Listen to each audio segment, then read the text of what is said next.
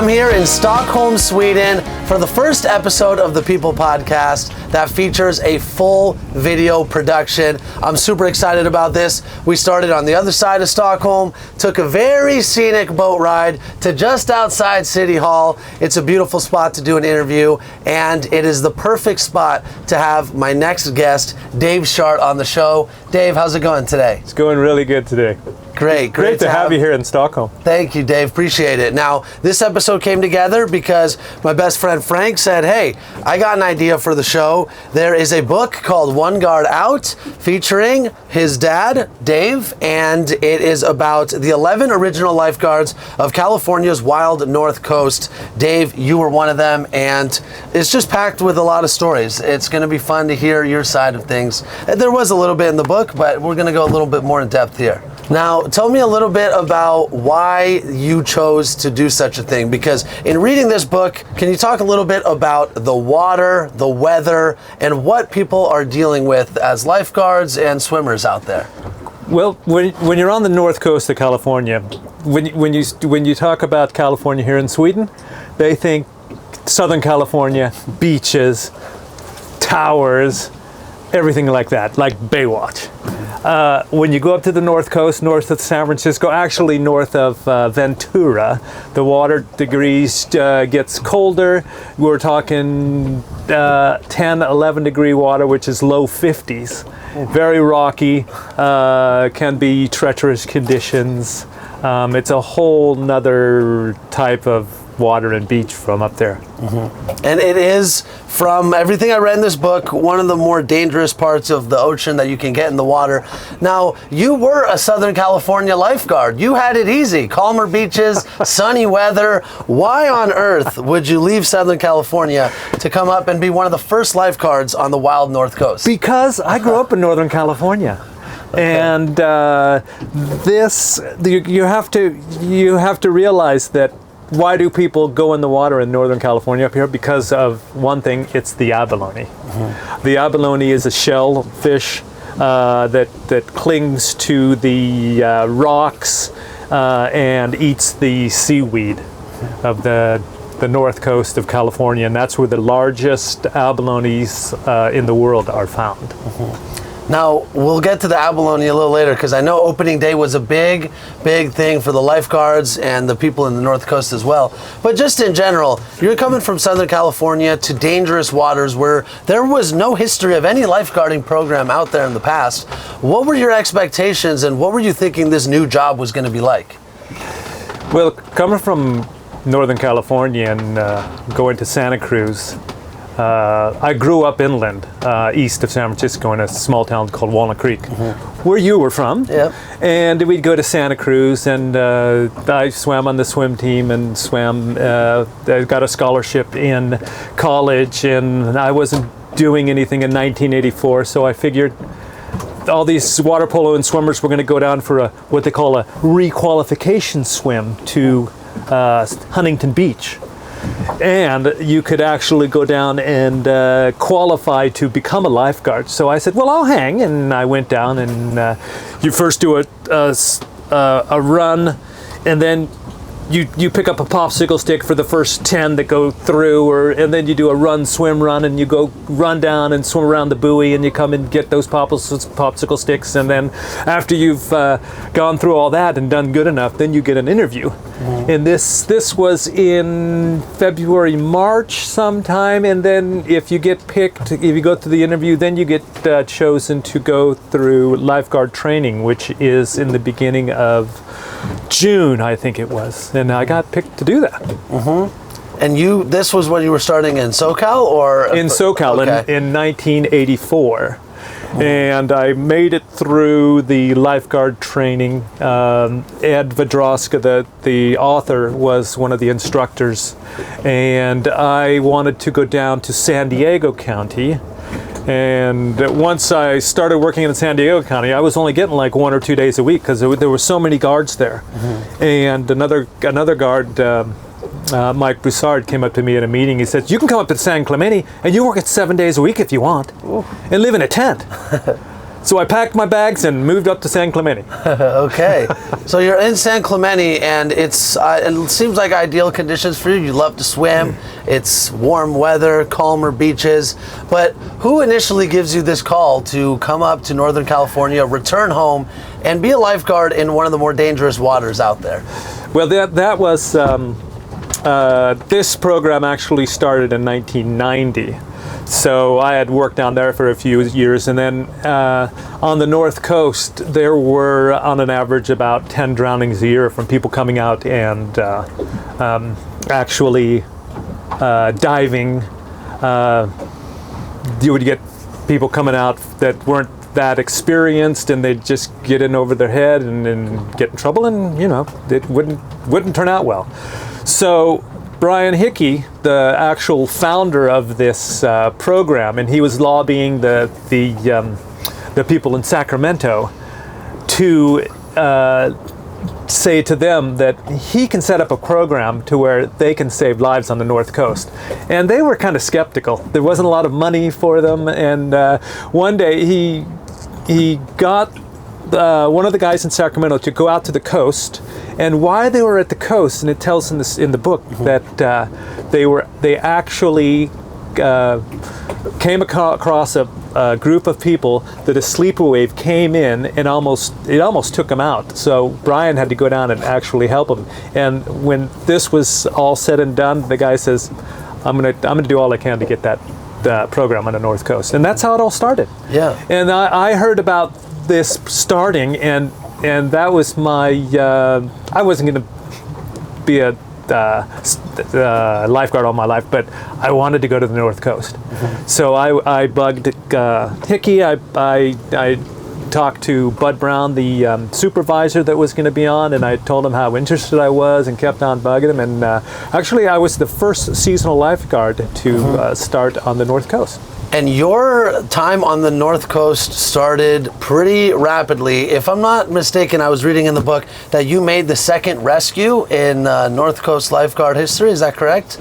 Gosh, I don't know, maybe. Okay, I thought it was, there was what was the woman's name? Audrey, I think? Yeah. I thought she had made Audrey the first Howe. one. Now, what about looking back to your first day on the wild North Coast? Do you remember what that was like, and what kinds of things you experienced? I drove out that morning. It was pretty foggy. It was on the south coast down by Bodega Bay, Jenner. Showed up at the park office and met Bud Brown there, who I worked down in San Clemente with, and we drove up the coast and went down and hung out at Goat Rock State Beach. And he had his camera, and we went and talked to people, and he took pictures, and it was a pretty uneventful day, actually. But they said, okay, here's we've got these cars. Just drive around, go out the gates, go out on the beaches, and just get to know the area.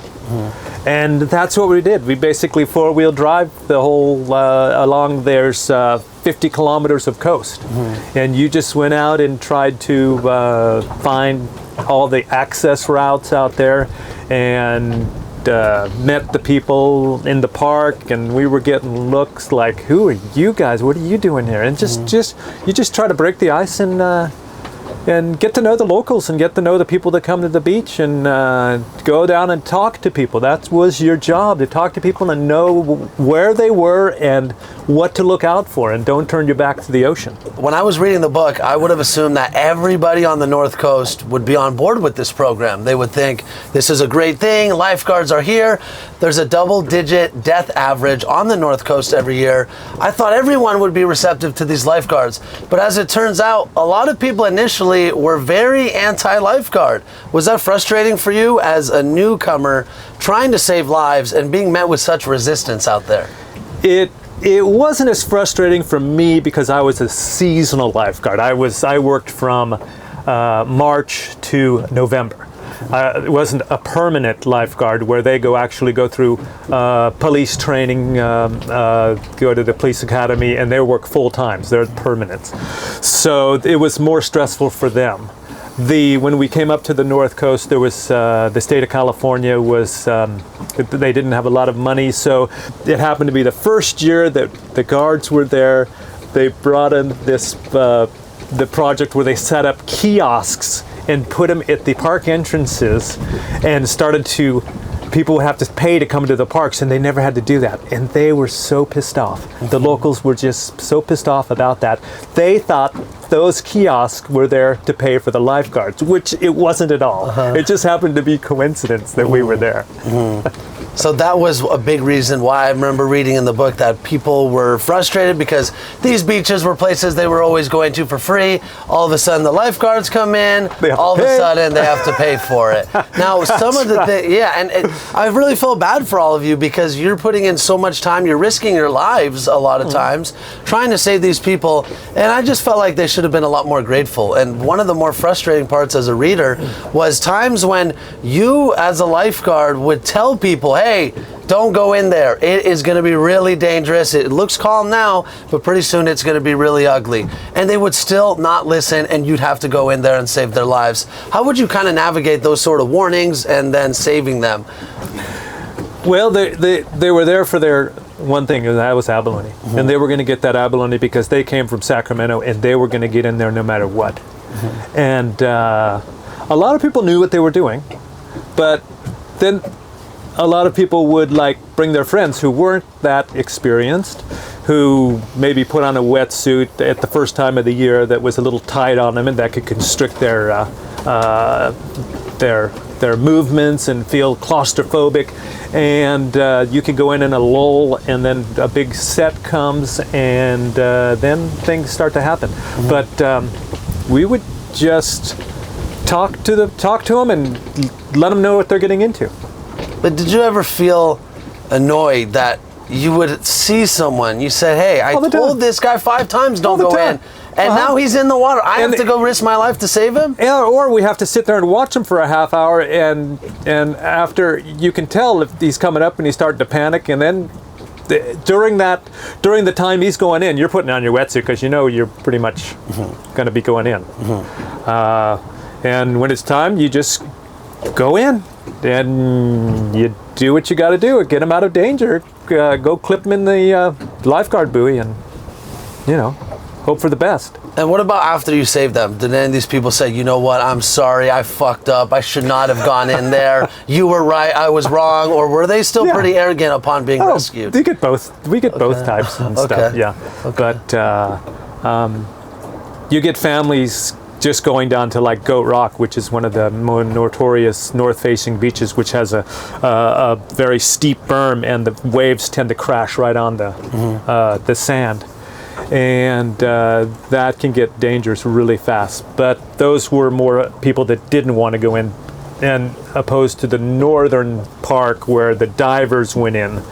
And after they went in, they got pummeled, and the seas are pretty rough. Then they were either getting sick or coming out with no abalone or getting hypothermia because they were out there too long. But we were just there just to babysit these divers. I want to take a pause real quick. Okay, now not only did the people up in the North Coast not like you guys for whatever reason, there's also the sheriffs that didn't like you guys. The book talks a lot about this ongoing rivalry between the lifeguards and the sheriffs, and there's a tremendous story about, at one point, you guys said, hey, look, enough is enough. Let's have a test with these guys, and we'll go in the water, we'll swim against them, and see who's better, I guess. And you guys, I remember it talks about how you guys go in, they assume that you guys are not going to swim in there without wetsuits, I believe, and you guys drop down into your Speedos, and you famously said, oh, it's only 52 degrees, you guys think we aren't going to do it? What was the kind of relationship with the sheriffs like, and how was that kind of hard for you to navigate as a lifeguard, dealing with more resistance within the community? Well, the sheriffs had been working up there for years, and they would, there was, I think his name was Brad, he was working on the coast, and and he lived on the coast, and when we came in, they were like going, who are these guys? And we were used to doing morning swims without wetsuits, just going out around the buoy and stuff. And we did that. And now I'm a lot more succumbed to cold water, so I wouldn't do it now. But but when we started making rescues, then we got a little bit more respect, and we would always. When a call came in, there was a diver in distress or a diver who needs help, they would always contact Henry 1, the helicopter that would come out from Santa Rosa. And our goal was to get the divers up and in before the helicopter came on scene. Of course, we wanted the helicopter to come in case we needed them, but we always wanted to beat the helicopter. And, we did. Many times you did, yeah. We did. And I'm just thinking about the job in itself is very challenging. The book talks about so many of the lifeguards had dealt with emotional issues or things that they were dealing with throughout their lives for many years. So I'm curious about some of the big rescues you had to make. When you look back on your time there, is there a rescue that really stands out to you, or a time where you're standing on the shore about to go in where you thought, like, holy shit, I might die if I go in there? There was one rescue. It was late in the afternoon at Salt Point, on the South Salt Point, and I had my deckhand was there, and there were two divers. One got out and one unfortunately didn't get out. He was sucked up on the rock, sucked down, sucked up, sucked down, and it was so big. The impact was so big. I didn't. My deckhand went in, but he couldn't get to him because he would have been sucked under also. And it was just so sad because the kids and the wives were up on top of the rocks looking down, and I still think about that today. But that's the stuff you live through. And did it eventually get to a point though where you thought, this is really hard to live through? Because a lot of people will go their whole lives never going through an experience like that, seeing someone die and having to see their family right there. At what point did it start to get to you where you thought, you know what, this is becoming too much, or this isn't what I think I want to do anymore? Instances like that, you don't think about that. Those dreams come back to you later in life, and you're always, coulda, shoulda, woulda. But it's nothing that you thought that night saying, no, I don't want to go back and do that, because you're there for the people's safety, and you want to be there. I don't think there was never a day that I wanted to quit. It was, sometimes you sat up in the bluff saying, man, I gotta wait all the way till 5 to get off. But, it's like a job, but it is a special job. You go and do everything you can till it's exhausted and you can't go anymore. And I've probably done CPR 8 or 10 times, and I have not revived anybody yet. So you're in good hands if you have a heart attack, because my next time I'm sure I'm going to revive somebody. Yeah, okay. Well, but we would start CPR if they had been down 10 minutes or 20, just because you work for the state of California, you don't want to have that liability. So you're starting CPR. So that's what's going on.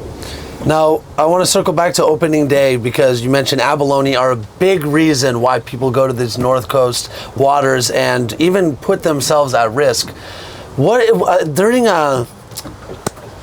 The book talks about how before the North Coast lifeguards arrived, there was at least a fatality or a few fatalities every year because people would risk their lives to go for abalone. But there was a stretch of years where there were no fatalities at all. What was that like to kind of reverse that trend and turn such a dangerous event from the past into something much more safe going forward? Oh, it was fantastic. It was a great feeling to be able to take those numbers down. And just that first day, April 1st, everybody comes out, just goes down on the coast, and people coming from all over inland, and they're supposed to be in good shape when they get in there, but a lot of them aren't. You know, it's been all winter, and a lot of them aren't working out, and so we had the volunteer fire department, the sheriffs, the helicopter was parked up on the bluff, and we were all, it was like first day of NFL or something. We were all just rearing to go. And when people go in groups, and you can tell the good divers and you can tell the not good divers, it's like night and day. And you know, you just know when to go, because they're flailing, they're coming up, they're spitting water out, they don't look good, so you just call the boat over, or if the boat's not available, you go in there and just be with them and help them in. And that's what we did. Well, what about the lifeguards yourselves? Would you guys be partaking in abalone diving as well? Were you guys eating that a lot? It seemed like a few of you were really getting into that. That's a good question. There was a couple times where, like, you were out on the boat, and it was a slow day when we were working, and sure, you can go down and get your dinner. Of course. Why not? Yeah, it's there. It's there for everyone. It's there. Depending on the day, if it was blown out meaning it's really blowing, the water's murky, it's not good visibility, then maybe that's a good day to go out and play golf. Or if it's blowing offshore, that'd be a great day to go surfing with your friends after work. And during the winter months, between the storms, the visibility in the water was almost like a lake, and that was the perfect time to go, because you couldn't abalone dive, because abalone's only from April 1st to November 31st. I think it's 31st, right? And then in the winter months, then you would go spearfishing. Then you would go for cod or cabezon, all the rockfish, and it was the visibility between storms, and the ocean was so calm, and it was just paradise. Nice warm days down on the coast where it's really cold inland, but on the coast it's just beautiful, and you would have some just dream days there. Now, what about some of the characters in this book that you worked with, the original 11 lifeguards? I imagine when you were doing these interviews to put the book together, it was, I don't know how it felt for you to relive these memories, but what about of the original 11 lifeguards? How many of them do you keep in contact with, and what has your relationship been like with them over the years since you guys all left? Well, I keep contact with Osh.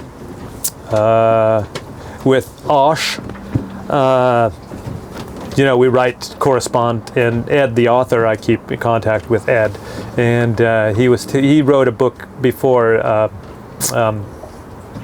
this one, and then he told me he was going to write one about the North Coast. So we talked on the phone, and I haven't seen. Last time I saw Ed, he was I think it was in Southern California. It was years. It must have been 25 years ago. So I haven't seen these 11 guards pretty much since 1993, when I left the North Coast and moved to Sweden. But that was it would be nice to go back and meet these guys. I was talking to Ed last year, saying it would be nice to have a reunion. So. 1 year, we're going to do it. Yeah, that's got to happen. Now, I'd love to talk about your exit to it, because you were in Northern California, born and raised. You spent your whole life, it seems like, in California before you moved out here. Now, the book chronicles your departure when one day on the North Coast, you meet a woman named Barbara, and Scott immediately swept off your feet. And now, years later, you moved to Sweden, you have a family here, your whole life is here. What was that whole process like, meeting Barbara, deciding to move to Sweden? How did you move your life from California all the way out here to Stockholm, Sweden? Well, actually, I met Barbara in Sacramento. Oh, okay. And it was in February, and I was living with another guy, and we were Yeah, we were at a bar, and he was dancing with 2 au pairs, and so he asked me to dance, and so that's the way we met.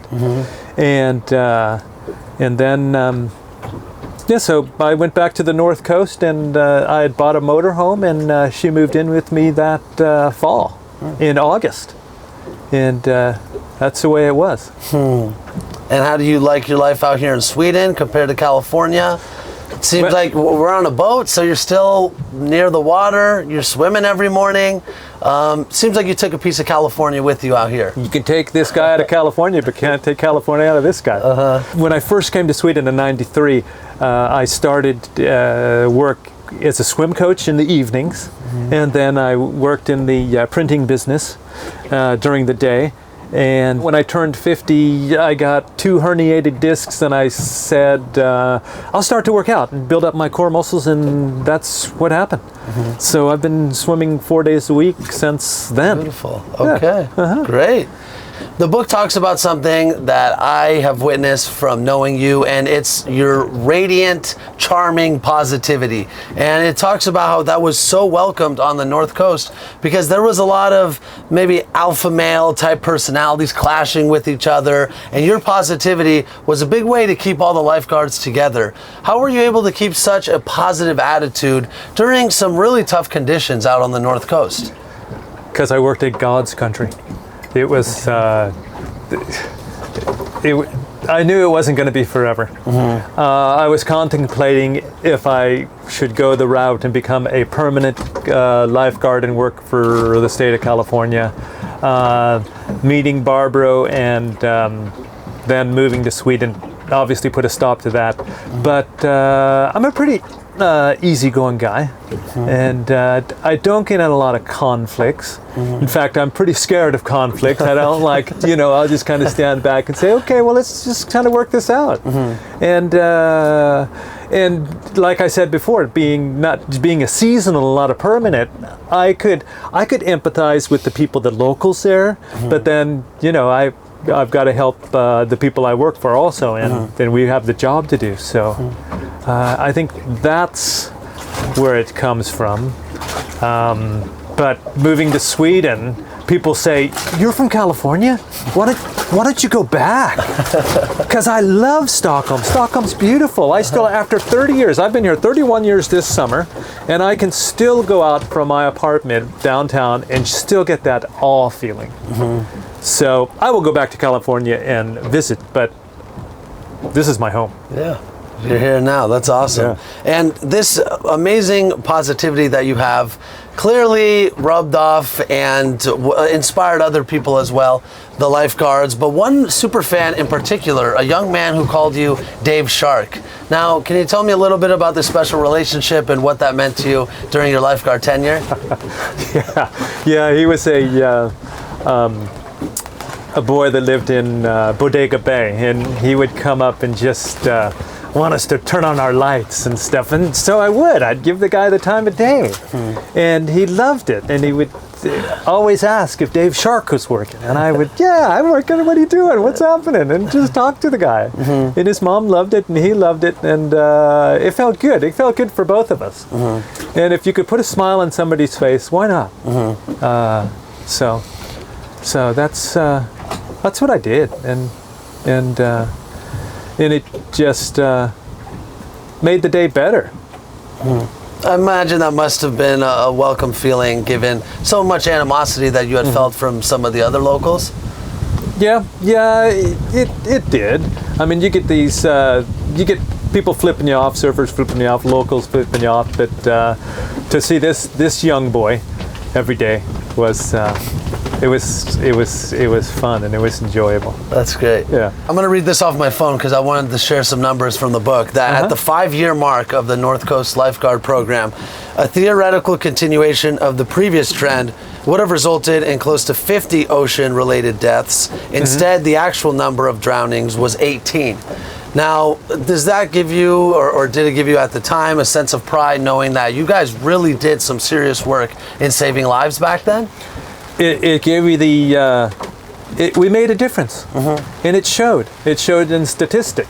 And after time, it showed in the appreciation of the people that had summer houses up there, that lived up there, the local firemen, and even local surfers. We've had surfers that came from the area that actually work as lifeguards up there. Mm-hmm. So, yeah, it all turned, over time, it really, it showed why we were there and why we started. Absolutely, and it shows that this program that Brian Hickey fought so hard to create ended up actually making a real difference, and is still active to this day, correct? Yes, yeah, they're still there. Yeah, great. And now, with all this big difference that you made and the lifeguards are still making, after all these years, you look back on all the things you've done, and it's starting to rain here in Stockholm, Sweden.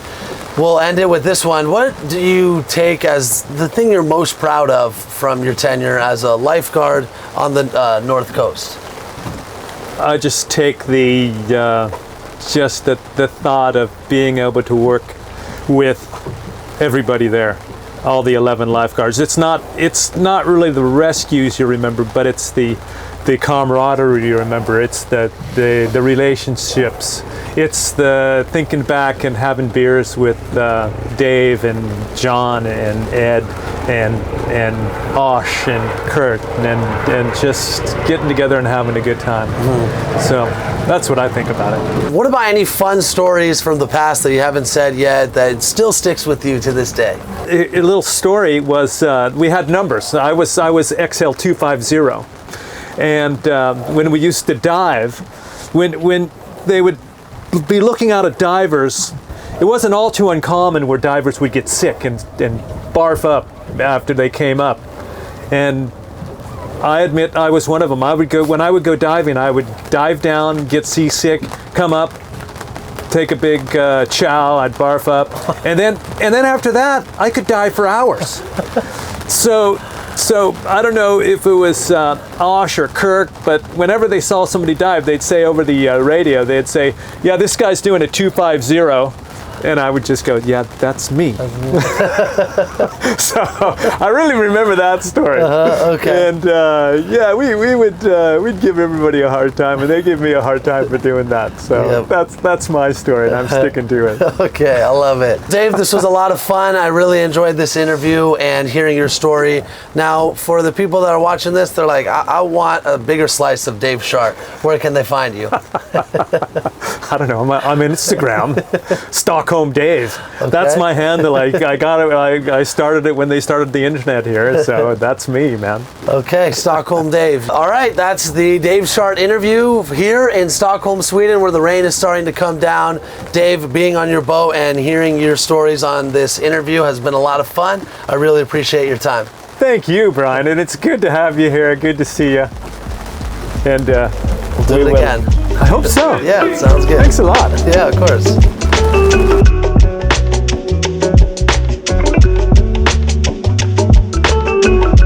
Hey, this is Dave Schardt from Stockholm, Sweden, and you're listening to the People Podcast, a BB production.